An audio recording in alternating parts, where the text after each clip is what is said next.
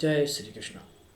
दोस्तों, एक बहुत ही फेमस या कह सकते हैं बहुत ही फेमस कृष्ण है जिसको कई बार लोगों ने कई जगहों पर पूछा है कि क्या श्री कृष्ण और महाविष्णु एक हैं।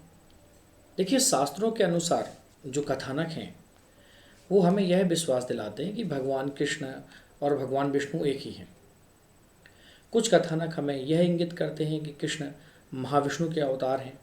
जैसे भगवान श्री कृष्ण के प्रकट होने से पहले जब जेल में उनकी माँ देवकी और उनके पिता वसुदेव थे तो उनके सामने महाविष्णु प्रकट हुए थे और बाद में उन्होंने बालक श्री कृष्ण का रूप धारण कर लिया।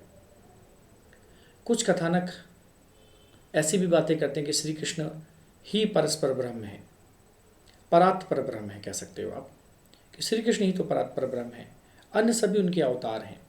जैसे ब्रह्म संहिता में लिखा हुआ कि असेक यसिकनी शक्ति कालम थावालंब्य जीवनी मोम लोम बिलचह जगदंड नाथा विष्णुर्महांस यह यस्य कला विशेषो गोविंदमादि पुरुषम तम हम भजामि।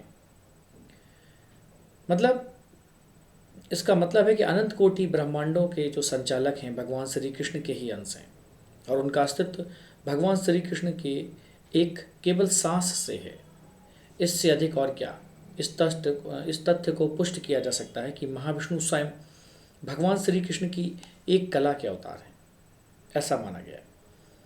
लेकिन इन सभी कथानकों में एक भ्रम पैदा होता है कि क्या भगवान श्री कृष्ण और महाविष्णु दो अलग अलग व्यक्तित्व हैं या एक होते हुए भी अलग अलग अवतार हैं, जो एक कन्फ्यूज़न क्रिएट करता है।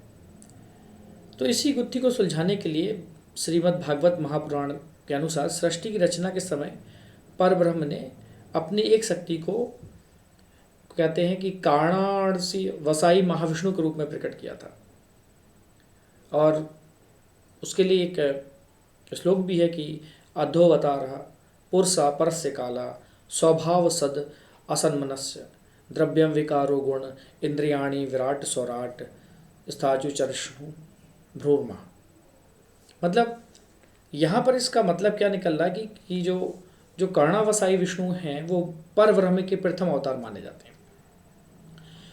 वो जो सात्वत काल है, शाश्वत काल, पंच महाभूत की माया और उसमें व्याप्त जो अहंकार, परब्रह्मा के सर्वव्यापक रूप गर्दोष दसाई महाविष्णु तथा संपूर्ण जगत के जो चराचर जीवात्माओं के स्वामी माने जाते हैं।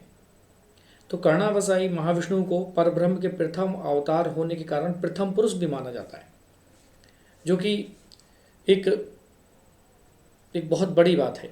तो गर्भोदशाई महाविष्णु को दूसरा पुरुष माना जाता है, द्वितीय पुरुष कहते हैं, क्योंकि गर्भोदशाई जो महाविष्णु थे उन्होंने अनंत ब्रह्मांडों को प्रकट किया और प्रत्येक ब्रह्मांड में एक ब्रह्मा, एक विष्णु और एक शंकर को प्रकट किया। और प्रत्येक ब्रह्मांड के विष्णु को क्षीरोदशाई महाविष्णु या तीसरा पुरुष कहते हैं।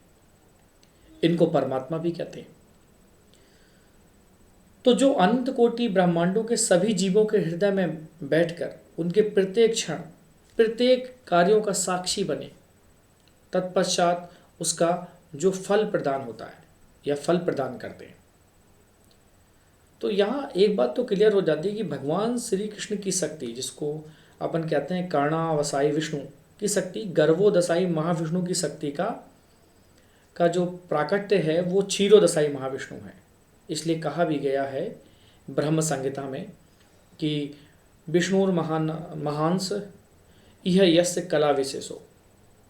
तो मतलब एक कहानी सुनाता हूँ मैं आपको, तो वहाँ से क्लियर हो जाएगा कि एक बार सृष्टि रचयिता ब्रह्मा जी भगवान श्री कृष्ण से मिलने द्वारका गए और ब्रह्मा जी ने द्वारपाल से अहंकार पूर्वक कहा कि भगवान श्री कृष्ण को सूचना दो कि ब्रह्मा उनसे मिलने के लिए प्रतीक्षा कर रहे हैं। जब द्वारपाल ने भगवान कृष्ण को ब्रह्मा जी का संदेश सुनाया तो कृष्ण ने पूछा कि वो कौन ब्रह्मा। यह सुनकर ब्रह्मा जी स्तब्ध रह गए। फिर ब्रह्मा जी ने उत्तर दिया कि मैं सृष्टि रचयिता तथा 4 कुमार परमहंसों का पिता। द्वारपाल ने ब्रह्मा जी को भगवान श्री कृष्ण से मिलने दिया। तब ब्रह्मा जी ने भगवान श्री कृष्ण से नम्रतापूर्वक उनके द्वारा पूछे गए प्रश्न का कारण पूछा। तो भगवान ने ब्रह्मा जी को अपने विराट रूप के दर्शन दिए, जिसमें अनंत ब्रह्मा हैं, अनंत विष्णु हैं, अनंत शंकर इत्यादि समाये हुए थे। तो दर्शन मात्र से ब्रह्मा जी का मिथ्या अहंकार नष्ट हो गया। तब ब्रह्मा जी को मालूम हुआ कि भगवान श्री कृष्ण तो समस्त ब्रह्मांडों के पालक हैं और ब्रह्मा तो उनमें से एक सबसे छोटे ब्रह्मांड के रचयिता हैं। तो वहाँ पर ब्रह्मा जी ने भगवान श्री कृष्ण के चरण कमलों में गिरकर क्षमा याचना की और उनकी स्तुति की कि जिस प्रकार से छोटे से छेद से आती हुई सूर्य की किरणों में अनंत धूल के कण दिखते हैं, उसी प्रकार भगवान विष्णु के शरीर के रोम रोम में अनंत ब्रह्मा, अनंत विष्णु और अनंत ब्रह्मांड समाये हुए हैं। तो ऐसे कृष्ण की महिमा अवर्णनीय है। तो ये आप समझ सकते हैं कि भगवान श्री कृष्ण के जो दो प्रकार के अवतार होते हैं, एक युगांतर श्री कृष्ण और एक स्वयं श्री कृष्ण। तो युगावतार जो श्री कृष्ण होते हैं ना, वो प्रत्येक द्वापर में अवतरित होते हैं, जबकि स्वयं श्री कृष्ण एक कल्प में केवल एक बार आते हैं। तो युगावतार और महाविष्णु ये क्या हैं? ये दोनों अवतार हैं, जबकि स्वयं श्री कृष्ण अन्य सभी अवतारों के स्रोत हैं। तो अवतारी और सभी अवतारों में अनंत दिव्यानंद भी भगवान कृष्ण ही हैं। तो श्री कृष्ण के समकक्ष शक्तियाँ होती हैं, परंतु अवतार उन परम शक्तियों के अध्यक्ष नहीं होते। तो स्वयं श्री कृष्ण ही समस्त दिव्य शक्तियों के स्वामी हैं, उनके नियंत्रण करता है, उनको कंट्रोल करने वाले। तो दूसरे शब्दों में कहें कि भगवान श्री कृष्ण ही अपनी शक्तियों को अपने सभी अवतारों को देते हैं, और श्री कृष्ण अपनी शक्तियों को निष्पन्द भी कर सकते हैं, क्योंकि वो सभी समस्त शक्तियों के नियंत्रक हैं।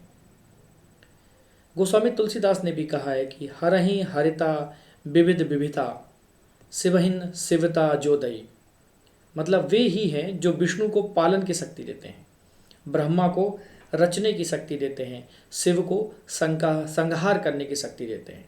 ऐसे कौन है? वैसे हरि ही हैं।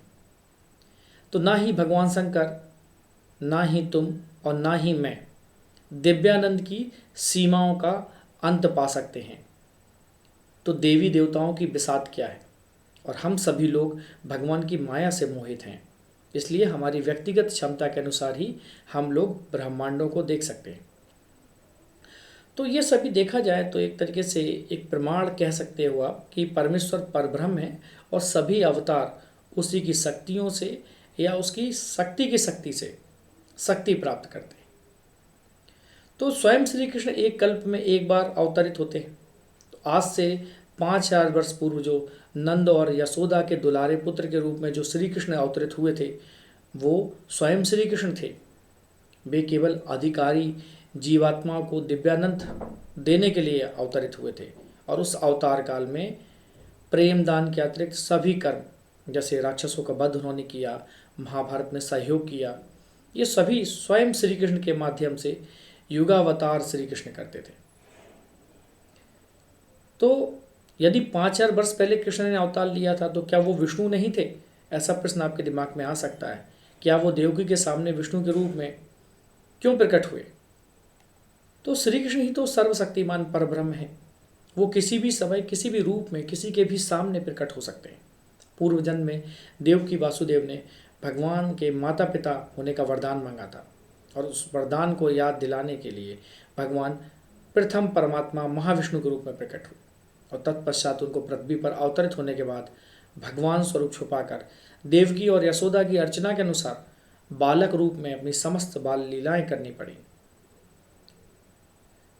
तो ये सभी कुछ उन्होंने प्राणी मात्र के लिए किया था, उनको दर्शन देने के लिए किया था। तो आप यहाँ से आप समझ सकते हैं कि जो सिद्धांत हैं वो क्या है, कि विष्णु जो हैं वो कौन है? वो श्री कृष्ण ही है। तो युगावतार और महाविष्णु दोनों अवतार हैं, जबकि स्वयं श्री कृष्ण अन्य सभी अवतारों के स्रोत हैं। तो अवतारी और सभी अवतारों में अनंत दिव्यानंद कौन माने गए हैं? वो श्री कृष्ण माने गए, और श्री कृष्ण के ही समकक्ष सभी शक्तियाँ हैं। वो अपनी सभी शक्तियाँ सभी को देते हैं और किसी से भी अपनी शक्तियाँ ले सकते हैं। तो उम्मीद करते हैं कि आप इन बातों को समझ गए होंगे कि श्री कृष्ण और विष्णु एक हैं कि अलग अलग। जय श्री कृष्ण।